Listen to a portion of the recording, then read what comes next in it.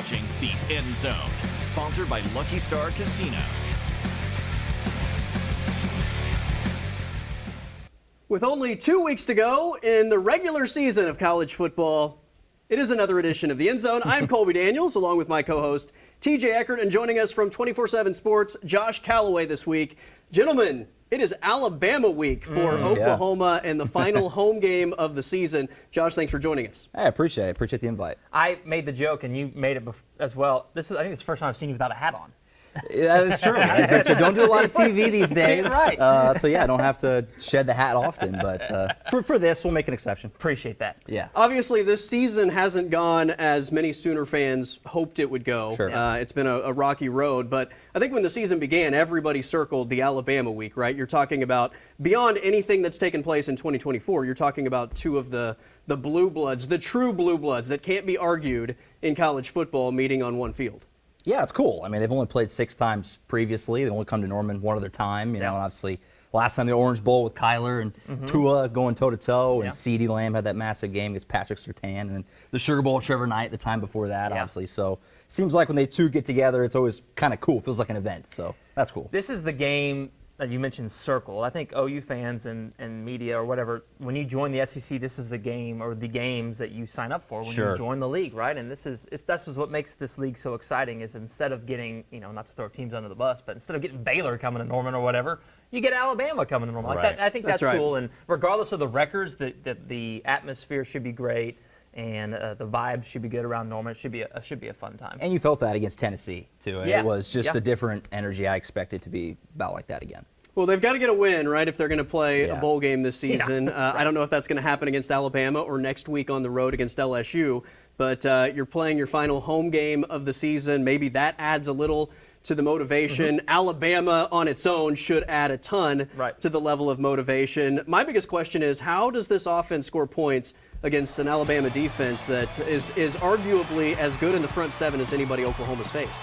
Well, I got to find a way to take care of the football. I mean, that sounds like a broken record, but that's been the biggest problem all season long is Oklahoma just has been a turnover machine all season against Missouri.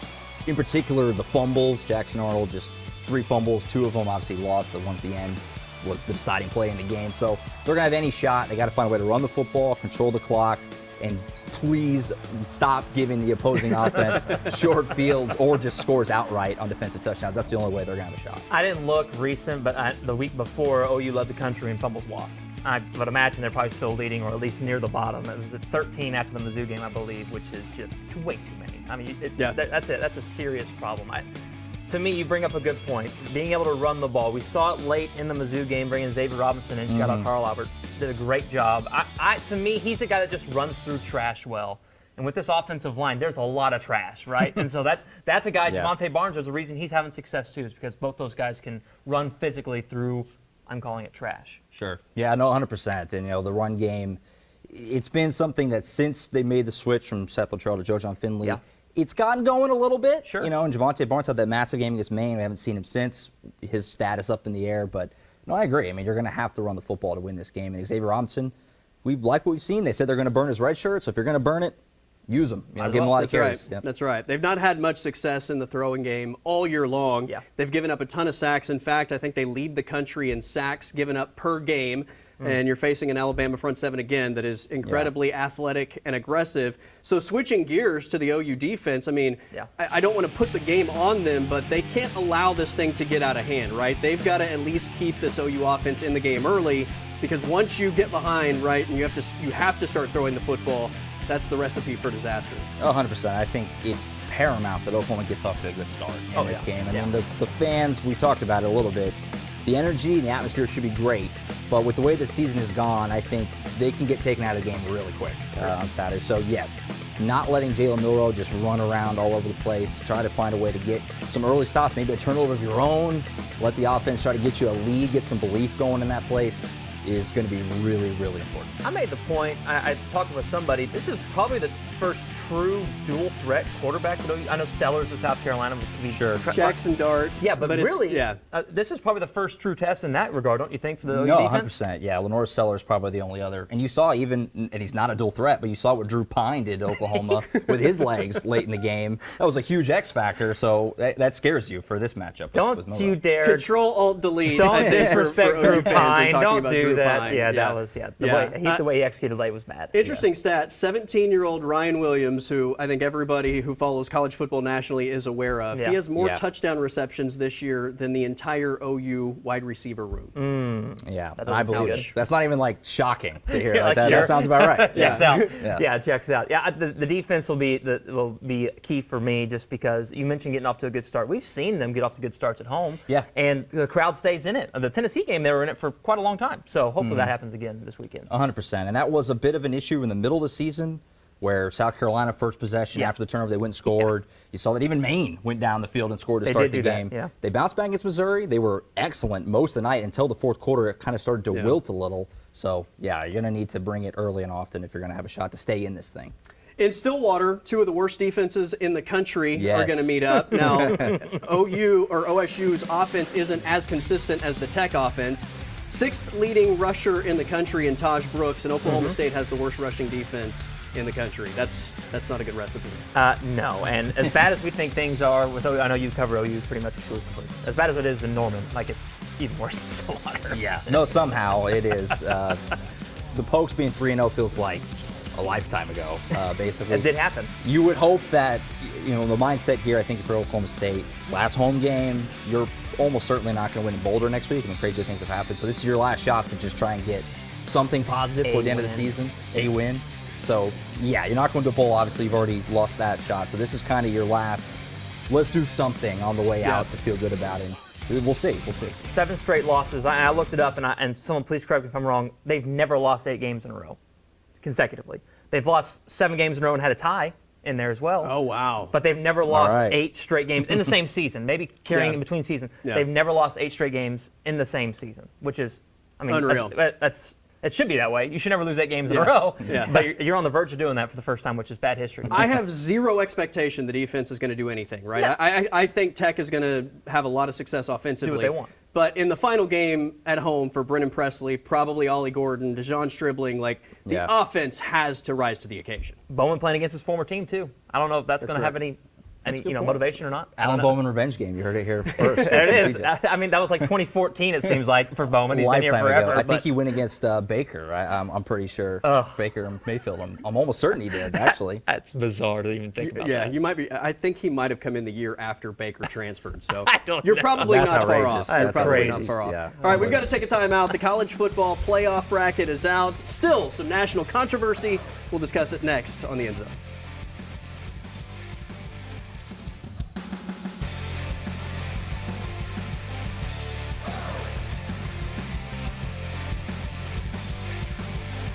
All right, guys, it is week 3 of the college football playoff rankings being announced and us projecting what the college football playoff bracket would look like. Before I get your takes on what the seeding would look like this week, I got to throw a couple things at you.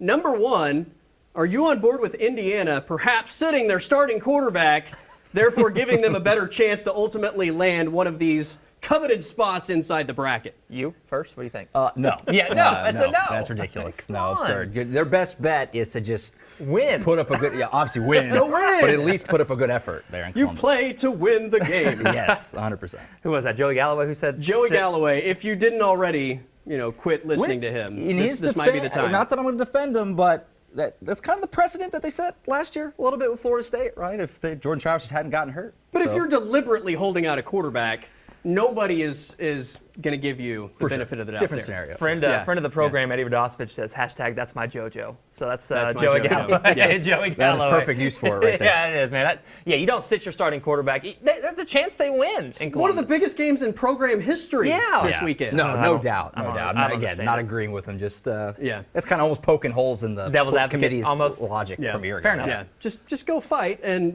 maybe you lose a close game, and you still get the benefit. You of the brought doubt. it up, and I don't want to steal your thunder, but right now there's no SEC teams with a home game, right? That's right. With the current way it's laid out, you see it down there at the bottom there with Penn State, Georgia, and then obviously Indiana, Ole Miss. You got Notre Dame, Bama. So if there's any adjustments that need to be made to the playoff, you mentioned Greg Sankey just like throwing a nuke on it and blowing it up. That's probably what would end up happening. Is like there's no way that the SEC doesn't get a home game, right? I would be shocked if when the dust settles, there's not an SEC home game. But as it stands right here, if this were to be the final ranking, there is no way that Greg Sankey goes into the offseason and says he's happy with the current setup of this 12-team playoff. Yeah. The other thing I've got to bring up, as we saw a little bit of a shakeup last week, the projected Big 12 champion right now is still BYU, the highest-ranked team for the committee. Right. They're in the 12 spot. There's a realistic scenario, and the most likely scenario would be Army beating Notre Dame and then winning the American Athletic Conference and potentially jumping BYU, Boise State being the other non-Power 4 conference champion. Right. There's a scenario where the Big 12 champion doesn't get into this bracket. I think it's totally in play, to be totally honest, because the Big 12, it's cannibalizing itself. Kansas has just been knocking everybody out. They could do it again this weekend. Yeah, if Boise State wins out, they have a very good shot to be that where they're at right now, number 4. Only losses to number 1 Oregon. In a close game, in a competitive game. Yeah. And then, whether it's Tulane or Army, obviously, like you said, Colby, most likely is if Army wins out. But I think even if Tulane wins out with a close loss to Kansas State and then they lost to Norman to Oklahoma in a competitive game, they're going to have an argument depending on what happens in the rest of the Big 12. So I don't think it's out of their own possibility at all. I think there's a very real chance the Big 12 doesn't get anybody in this thing, which is nuts. If that logo was Oklahoma State's logo, would it make a difference? I mean, obviously this year, no, they have 3 wins. But like in a normal year, if that's OSU's logo, does that make a difference to the committee? It probably helps just because there's been a certain level of consistency over the past decade as opposed to what BYU has done. I also think like you lose OU and Texas from the Big 12, your flagship programs, and then all the teams that everybody thought were going to be good are not good. So you have these, not that BYU's a bad brand, but you have these brands that aren't traditional powers that also had no expectation coming into the year representing the Big 12. That's not going to help. Okay, another one. What if that logo was Colorado's logo? Would that make a difference? Because of Dion and the allure that he brings. Does that make a difference? Maybe. Potential first-round quarterback. I think what's hurting BYU more than anything, it's an obvious statement, but they've just been getting by the skin of their teeth all year. True, Oklahoma State, who's having a horrible year, like everyone knows, took a miracle to win that game. Barely beat Utah, who's had a obviously disastrous season. They've skated by all year. They they beat SMU early in the year, but in the close game before they made the quarterback change. So they just they haven't been overly impressive, other than the fact that they just keep winning, which I guess is the idea. Yeah, that's right. It'll be fun to continue to debate, but we got 2 more weeks before the conference championships, and then we'll find out what happens. All right, we are putting Josh Callaway in the hot seat. It is Moving the Chains next here on the End Zone.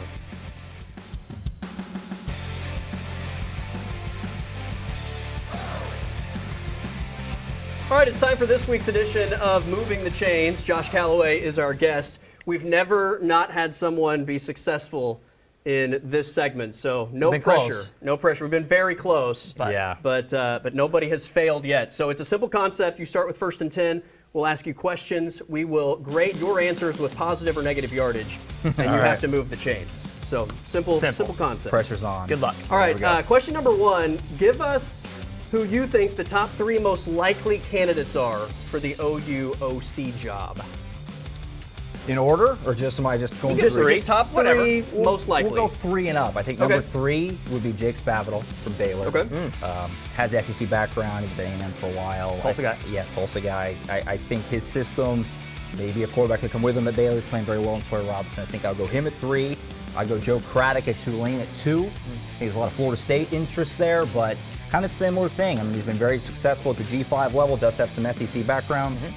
I think that's one that makes a lot of sense. Number 1, I would go Ben Arbuckle at Washington State. I think he's, in my mind, at least the leader in the clubhouse right now. And there's still a little ways to go, but I think he makes most sense. And he has a quarterback who could win with him. That seems fair.